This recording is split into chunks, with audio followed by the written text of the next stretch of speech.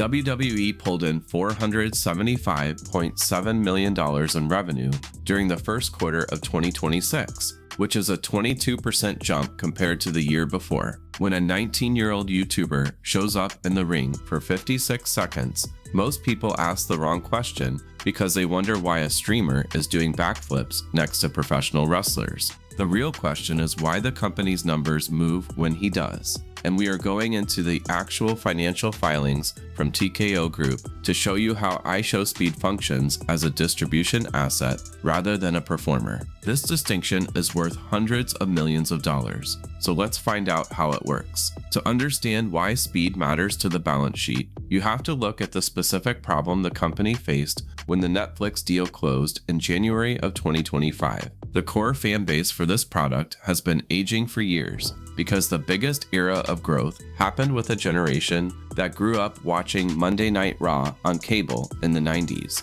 That audience stayed with the company as they got older, but the pipeline of younger fans wasn't filling up fast enough to keep things sustainable. Over 40% of the TKO audience is under 35, but that number was not growing at the speed required to justify the massive valuations that streaming platforms demand. The developmental brand known as NXT did show some real momentum when it went up 26% in the 18 to 49 demographic in early 2024. But here's the twist. Organic growth through in-ring development is incredibly slow because you have to spend years building a character and testing them in front of small crowds. You hope the audience connects while you build storylines around them. And even when everything goes right, you are still looking at a multi-year wait before that investment pays off in ticket sales. This legacy model carries high costs and high risks with a runway that is simply too long for the modern market. Everything changed when the Netflix deal shifted the math completely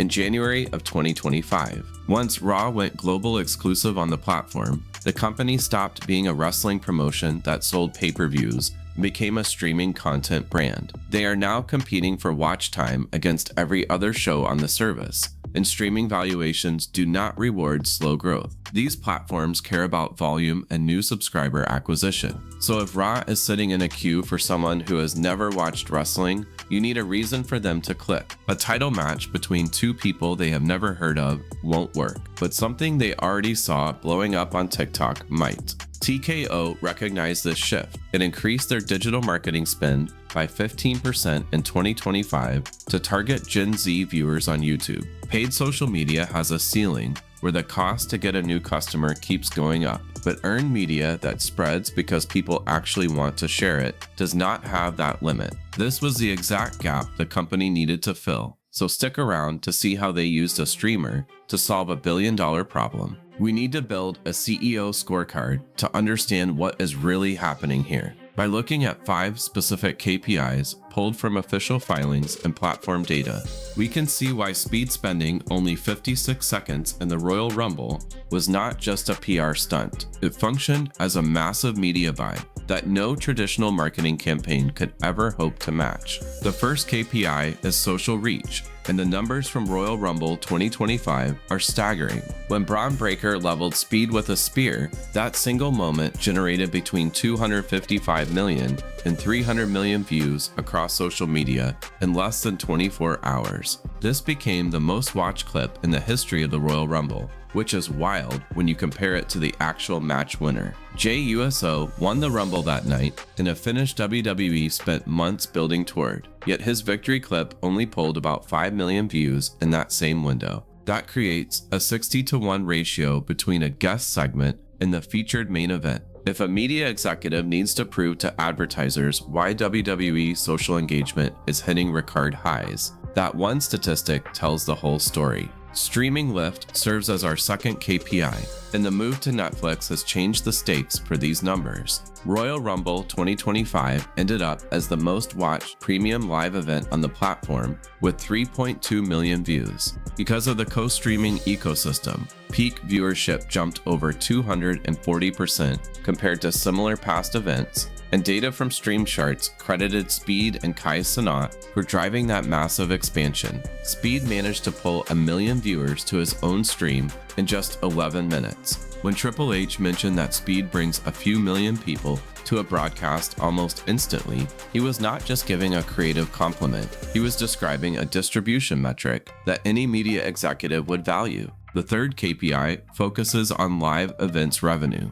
which is where the physical presence of an influencer turns into cash. WWE saw their live events and hospitality revenue grow by $47.2 million year over year in the first quarter of 2026. These crossover moments allow the company to charge ticket premiums and draw huge crowds in international markets like Saudi Arabia.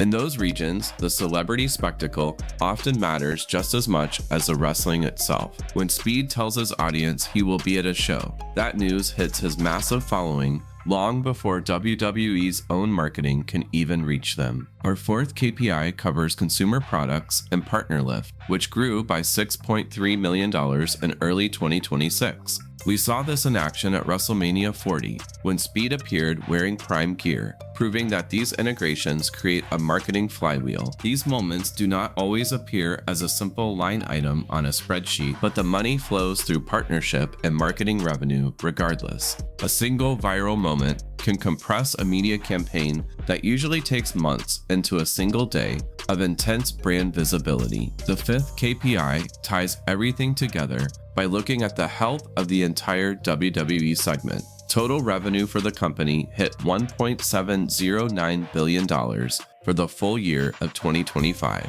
During the first quarter of 2026, adjusted EBITDA grew by 32% while profit margins continued to expand. This shows that the business is actually getting more profitable as they lean into this influencer strategy. That is the specific signal that investors at TKO are looking for right now. If we look back at that one data point, the efficiency of the strategy becomes clear. Speed was in the ring for 56 seconds, which was the shortest run of anyone that night. Yet, he outperformed the match winner in social impressions. He did not need a 5-year story or a long-term contract to make an impact. All he needed was one spear and a camera to activate his 50 million subscribers. This was not a simple celebrity cameo, but a calculated move to import a massive audience, and TKO engineered the whole thing. Speed is not a random experiment for the company. He represents the second version of a business model that TKO has already proven can work. Logan Paul provided the original blueprint for this approach.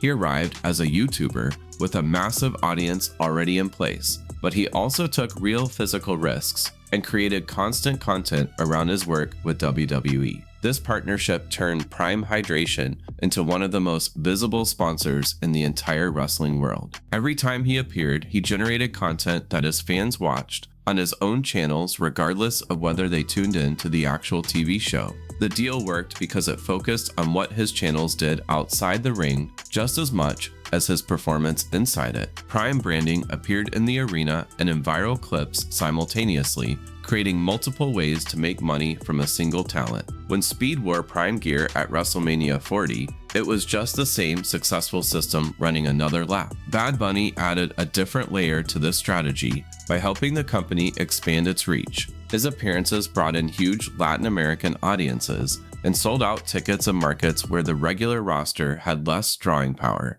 He generated a level of cultural coverage that would be impossible to buy with a standard advertising budget. TKO was able to get international press and demographic growth from a short-term arrangement without needing a full-time contract. This is the logic of a portfolio business where you do not need one permanent star if you can use multiple influencers to reach different fan bases at the right time. The math really starts to make sense when you look at the cost structure of these deals. These are based on specific appearances rather than long-term guaranteed contracts that include health coverage and travel budgets. The cost of bringing Speed to a major show is a tiny fraction of what a full-time wrestler costs over several years. However, the data shows that the reach he provides is not a fraction of anything because it actually sets new records. This is an economic reality that the finance team can easily defend to the board of directors. Gen Z International is currently the fastest growing group for TKO, and localized content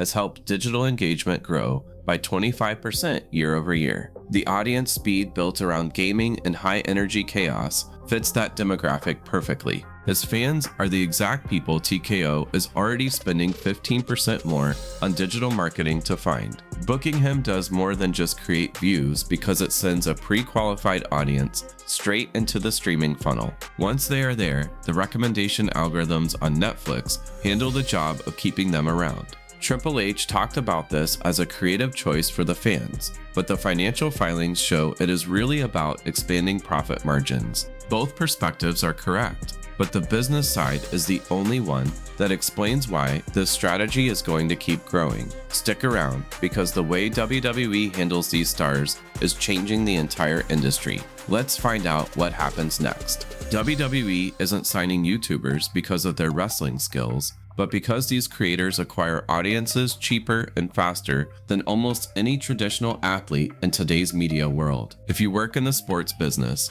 you have to realize the metric that matters now isn't just performance, because the real winners are the ones who walk through the door with a massive distribution network already built. To see how TKO is restructuring its entire media rights strategy around that logic, stay tuned for the next video. Subscribe if this one was worth your time, and let's find out what happens next.